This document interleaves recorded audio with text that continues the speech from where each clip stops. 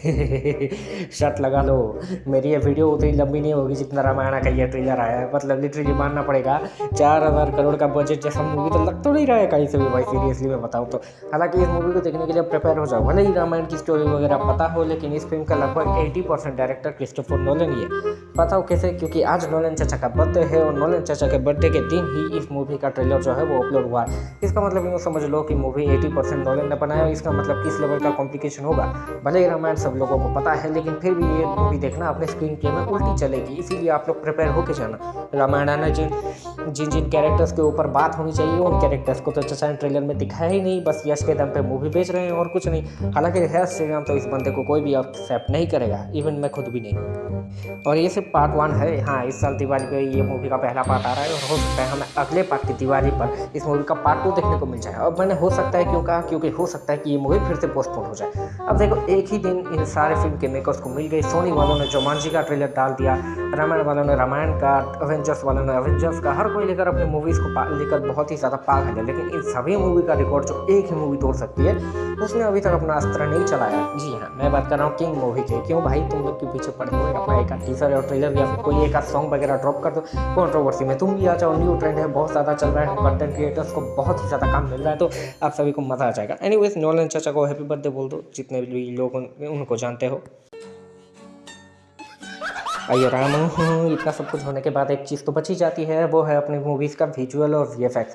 जहाँ पर कि टीज़र में बहुत ज़्यादा हेवी ट्रोलिंग के बाद ये कहा गया था कि इस मूवी के वीएफएक्स पर और ज़्यादा काम चल रहा है, आगे आप लोगों को देखने के लिए बहुत ही ज़्यादा मिलेगा। लेकिन ये क्या, वही गेम ऑफ थ्रोन्स वाले वही सब कुछ सीन्स, मतलब वही पुराने फाइट सीक्वेंसेस, वही पुराने एक्शंस, पुराने वही कैरेक्टर्स, किसी का कोई फेस रिवील नहीं। बस राम और रावण की जो, मतलब राम जी और श्री राम जी और रावण की आपस की लड़ाई दिखाई जा रही है, वो भी बिना किसी दमदार विजुअल के, क्योंकि ये मूवी कहीं ना कहीं रियलिस्टिक लगती है। और आप इनफैक्ट टीवी शो या फिर टीवी सीरियल के वीएफएक्स देख लो तो इससे ज़्यादा बेटर लगती है। कौन बोलेगा कि ये 4,000 करोड़ की मूवी है, बस सारा पैसा कास्ट में और इन सब चीज़ों में उड़ा दिया क्या?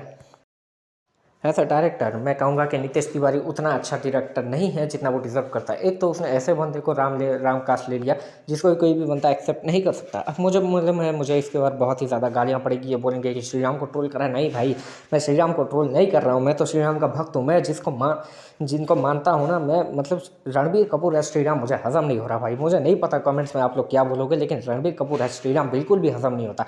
इससे अच्छा राम पोथीनेनी, रामचरण, कितने सारे एक्टर्स थे, उतने सारे एक्टर्स को नहीं लिया। यश की कास्टिंग परफेक्ट की, माँ सीता की कास्टिंग भी ठीक ठाक की, लेकिन है श्री राम उनको पूरा वेस्ट कर दिया। इस मूवी के बाद सच बता रहा हूँ, श्री राम के वक्त बहुत ज़्यादा ऑफेंड होने वाले हैं। एक तो ये बॉलीवुड की मूवीज़ है, ऊपर से ऐसा एक्टर को ले लिया जो कि मछली खाते हुए जय माता दी बोलता है। ओवरऑल अगर मुझसे पूछो तो पूरा का पूरा ट्रेलर का जो आउटफिट है वो मैं आप लोगों को दे देता हूँ। सबसे पहले तो ट्रेलर में जो एक्शन सीक्वेंसेस दिखाए जाते हैं वो बहुत ही नॉर्मल है। इस ट्रेलर में एक सीन है जिसमें कि रणबीर कपूर एक मॉन्स्टर के साथ लड़ रहा होता है, और वो जिस हिसाब से मूवमेंट कर रहा होता है वो देख के तो पूरे चुटकी में समझ जाओ कि ये एक सीजीआई का सीन है। हालांकि सीजीआई वाली मूवी है, लेकिन 4,000 करोड़ की मूवी है, तो ये समझ में नहीं आना चाहिए कि ये सीजीआई है, लेकिन इसमें आ रहा है। मतलब ये समझ लो कि गड़बड़ जो है वो शुरुआत से ही है।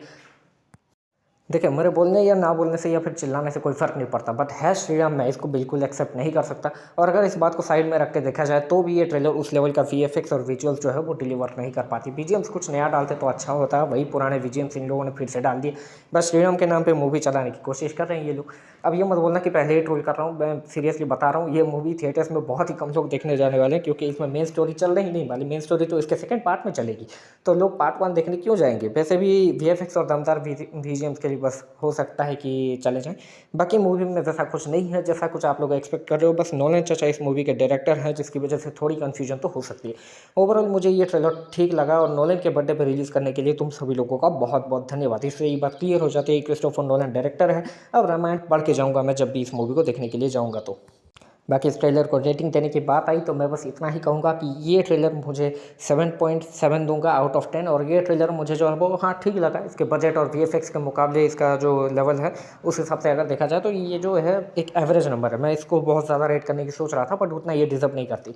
एनीवेज, मेरा काम तो हो गया। जो लोग चैनल पर नए आए हो, सब्सक्राइब वाले बटन पर टैप कर दो, और मैं मिलता हूँ आप सभी को नेक्स्ट वीडियो में। और ऐसी एक्साइटमेंट और मज़ेदार मूवीज़ रिलेटेड वीडियोज़ के लिए हाथ थाम के रखिए, मौसम बिगड़ने वाला है, क्योंकि हकला वापस आने वाला है।